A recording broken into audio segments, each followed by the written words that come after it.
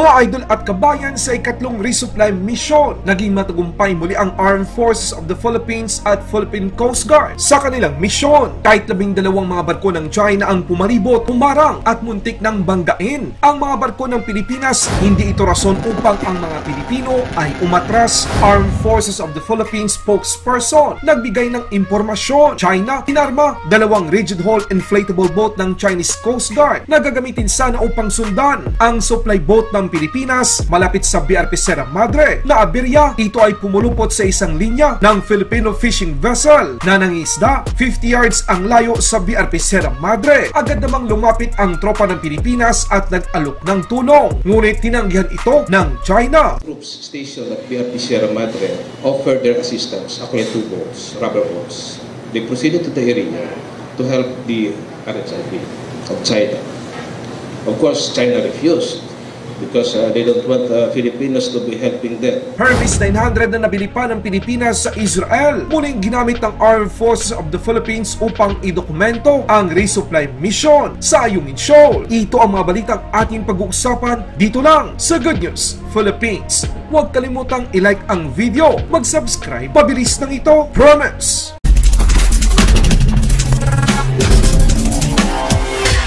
Sa ikatlong resupply mission ng Pilipinas sa Ayungin Shoal, muling naging matagumpay ang tropa ng gobyerno. Ngunit hindi naging madali para sa mga sundalo at Philippine Coast Guard ang kanilang naging misyon. Hindi bababa sa 12 mga barko ng China ang namataan sa Ayungin Shoal bago pa man makapasok ng tuluyan ang 2 supply boat ng Pilipinas na kung saan escort nito ang 2 barko ng Philippine Coast Guard. Ang BRP Sindangan MRRV 4407 at BRP Cabra MRRV 4409 na pawang may haba na 44 meters at naging sandigan ng 2 supply boat, ang Unaiza May 1 at Unaiza May 2. Kasabwat naman ng maling hakbangin ng China ang 4 itong Chinese Coast Guard vessel, ang China Coast Guard 21616, ang maagresibong China Coast Guard 21551, China Coast Guard 5305 at China Coast Guard 21556 at 8 pang Chinese Maritime Militia. Marami pa rin sa ating mga Pilipino ang nagtatanong, nagtataka at yung iba naman ay napipikon kung bakit malilate na supply boat ang ipinapadala ng Pilipinas sa resupply mission. Sa vlog na ito, kayo ay malilinawan kung bakit ganyan ang diskarte na ginagamit ng Armed Forces of the Philippines sa pagdala ng mga supply sa BRP Sierra Madre LS-57 sa loob ng Ayungin Shoal. Ayon sa bagong impormasyong ating nakalap, kinumpirma ni Armed Forces of the Philippines spokesperson Colonel Medal Aguilar na nakaranas ng karma ang China dahil sa kanilang pagbuntot sa resupply vessel ng Pilipinas. Isang rigid hull inflatable boat ng Chinese Coast Guard ay napulupot sa linya ng isang Filipino fishing vessel na nasa 50 yards ang layo sa BRP Sierra Madre LS-57. Ang mga tropa ng Pilipino ay agad namang lumapit at nag-alok ng tulong, ngunit tinanggihan ng China ang alok ng sundalong Pilipino. Ayon kay Armed Forces of the Philippines spokesperson Colonel Medal Aguilar, tumanggi ang China dahil ayaw nilang tulungan sila ng mga Pilipino. Hindi lang yan mga kabayan, sunod-sunod ang naging karma ng China Coast Guard dahil ang isa pang rigid hull inflatable boat na sana itutulong sa kanilang kasama ay sumabit naman sa mababaw na bahagi ng Ayungin Shoal. Ngayon, naiintindihan nyo na mga kabayan ang dahilan bakit maliliit na supply boat ng Pilipinas ang ginagamit sa resupply mission, partikular na sa area kung nasaan ang BRP Sierra Madre LS-57 dahil sa napakababaw ng karagatan dito. Kaliwat kanan man ang barko ng Chinese Coast Guard at Chinese Maritime Militia. Hindi nagdalawang isip ang Philippine Coast Guard na bumalik na lang dahil sa banta at mapanganib na ginagawa ng mga barko ng China. Pinalibutan man tayo ng mga barko ng China, hindi tayo nagpatinag, hindi tayo nasindak, sa halip nagpatuloy ang mga barko ng Pilipinas sa kanilang misyon. Kita naman sa isang anggulo ang balak talagang banggain ng China ang barko ng Pilipinas. Para mas maliwanag, ipakita natin ang aerial video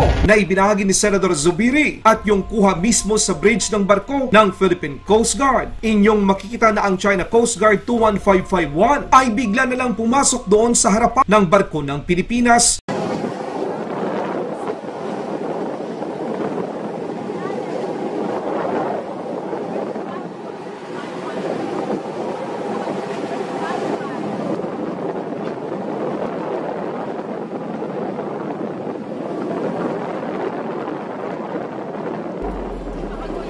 Meron ding pagkakataon na sinadya talagang i-provoke ng Chinese Coast Guard ang Philippine Coast Guard nang bigla itong dumikit sa gilid ng barko ng Pilipinas.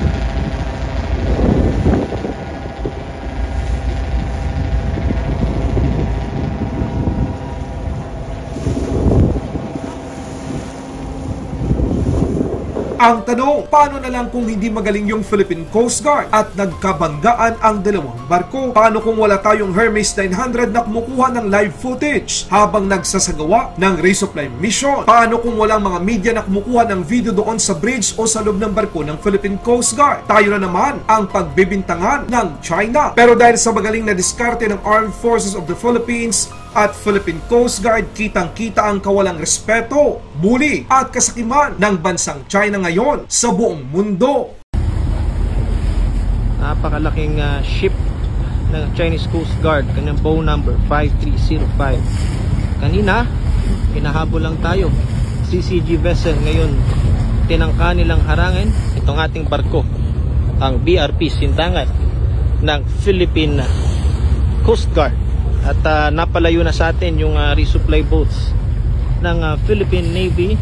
So ito pa yung isa sa kanilang barko, mas maliit ito. Kanyang bow number 21556. Ito, may mga crew din ng CCG na nagdo-document sa atin. Kinukuhanan din nila tayo ng litrato or videos. Ayan, pero mas malaki yung kanina, yung 5305. Nandun na siya sa may likuran. May isa pang barko ng CCG. Ayan, napakaraming CCG vessels.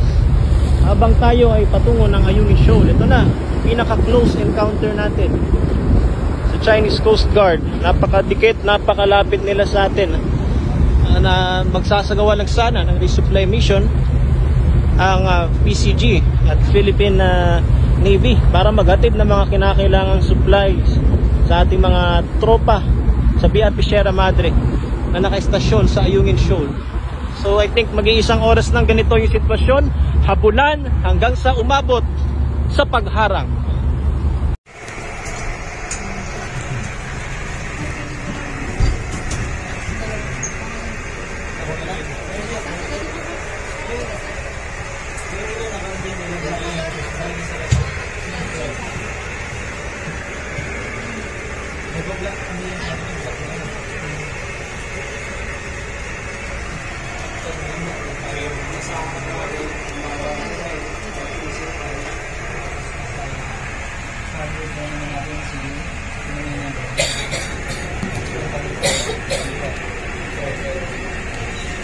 Laban Pinas.